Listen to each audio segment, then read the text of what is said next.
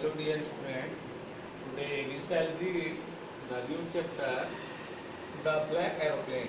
It is the second part of the chapter, the two stories about flying.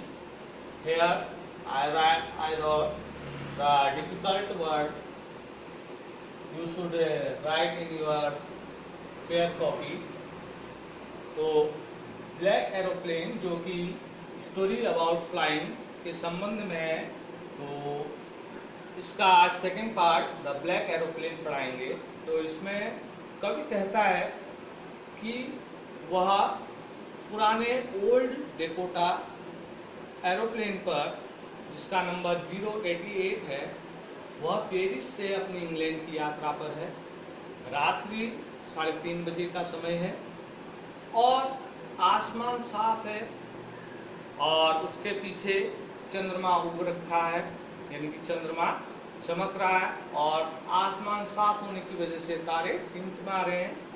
बादल का कोई नामो निशान नहीं है और वह उस जहाज को चलाते चलाते अपने इंग्लैंड के उस सुंदर ब्रेकफास्ट किनारे में सोचता है कि वह परिवार के साथ सुबह जो है नाश्ते पर अपने परिवार के साथ होगा।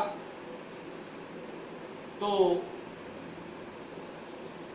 जब वह यात्रा में है तो वह सोचता है कि क्यों न पेरिस कंट्रोल को सूचित किया जाए। वह रेडियो ऑन करता है और पेरिस कंट्रोल टावर को सूचित करता है, पेरिस कंट्रोल मैं ओल्ड डेकोटा 088 बोल रहा हूँ।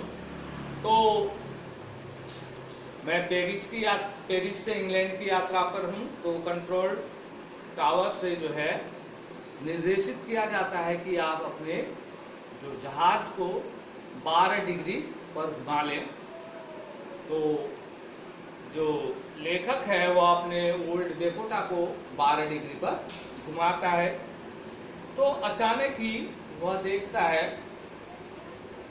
कि उसके जहाज के ठीक सामने एक बड़ा सा पर्वत के आकार का जो है बादल दिखता है और क्योंकि उसका पहला फ्यूल टैंक खत्म हो चुका है, दूसरा और लास्ट जो फ्यूल टैंक है उसमें ऑन किया है और उसके बाद इतना उसमें ईंधन नहीं बचा है कि वह उस बादल को पार करके जो है पेरिस पहुंच सके और नहीं उस बादल के ऊपर से वह पेरिस पहुंच सके, क्योंकि वह बहुत बड़ा बादल है और उतनी लंबाई पार करने में वह जो है पेट्रोल उसके पास, यानी कि ईंधन उसके पास पर्याप्त नहीं है। तो एक बार की वह सोचता है कि क्यों न जो है पेरिस वापस लौटा जाए, पर उसे अपने घर की और अपने ब्रेकफास्ट की याद आती है। तो वो कहता है कि मैं जोखिम लूँगा, रिस्क लूँगा, और वह सीधे अपने जहाज को उस तूफानी बादल के अंदर जो है प्रवेश करा देता है। तो जैसे ही वह प्रवेश कराता है तो उसके चारों ओर जो है अंधेरा अंधेरा ही छा जाता है, कुछ भी उसको दिखाई नहीं देता और उसके लिए जो है उस जहाज को चलाना लगभग असंभव सा प्रतीत होता है। वह अपना रेडियो ऑन करता है तो रेडियो उसका कंट्रोल टावर से संपर्क करना चाहता है और उसका रेडियो खराब हो जाता है। कंपास को चेक करता है तो वो कंपास की सुई गोल गोल घूमने लगती है, उसका कंपास भी खराब हो जाता है। अन्य जो यंत्र हैं वो अभी उसके खराब हो जाते हैं। तो वह सोचता है कि उसका जहाज जो है अब क्रैश होने वाला है और उसके जीवन का अंतिम समय है। अचानक ही वह देखता है कि उसके थोड़ी दूरी पर एक काला जो जहाज है वह चल रहा है और उसका पायलट जो है अपना हाथ बाहर निकालते हुए हाथ हिलाता है और जैसे कह रहा हो कि मेरा अनुसरण करो। तो चूंकि उसके पास और कोई जरिया नहीं है, रास्ता नहीं है, तो वह एक आज्ञाकारी बालक के समान उसके पीछे पीछे अपने जहाज को चलाता है। तो वह सीधे जहाज जो है उसको वह पायलट दिखाई देता है और वह सीधे उसके पीछे पीछे जहाज चलता है। अब उसके जो ईंधन टैंक में मात्र 5-10 मिनट का जो ईंधन बचा हुआ है, तो वह तब देखता है कि अचानक उसके सामने जो है उसने बादल पार कर दिया है और उसके सामने जो है जो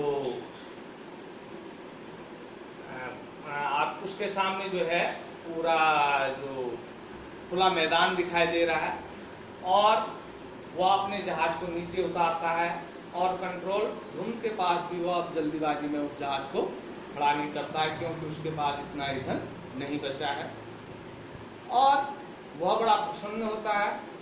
तो वहाँ से वह सीधे अपने जहाज को खड़ा करके कंट्रोल रूम में जाता है। वहाँ जाकर वह वहाँ की जो परिचारिका है उससे कहता है कि मुझे उस पायलट से बात करना है जिसने उस तूफान में आसमान में मेरी मदद की।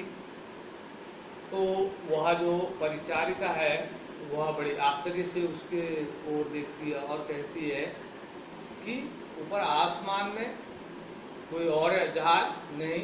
वह कहती है कि मात्र एक तुम्हारा ही जहाज था जिसने कि आसमान में जो है आज रात में जो है उड़ान पर था। इस तूफान में और कोई बादल नहीं उड़ान भर रहा था। तो उस जहाज में जिसने उसकी मदद की थी वह जहाज कौन था, क्या था, यह जो है लेखक के लिए एक असमंजस का विषय है और यही पाठ का सारांश है।